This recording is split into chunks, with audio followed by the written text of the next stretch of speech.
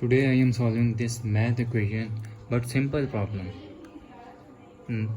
First we solve this 5 minus 7 which is minus 2, 5 minus 7 which is minus 2, and simply if we multiply it 2 into 2 which is positive 4, but this is not satisfactory answer. According to BODMAS rule, B stand for bracket, O stand for order,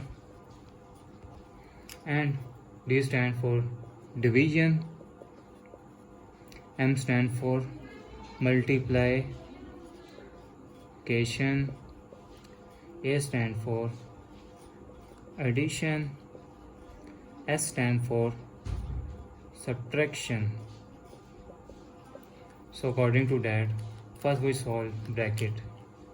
Solve this bracket. 5 minus 7 which is minus 2 into 7 minus 5.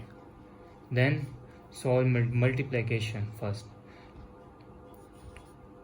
Minus 7 minus 2 which is minus 14, minus plus 14, minus again minus 5, then minus 5 which is minus 9. That's the correct answer.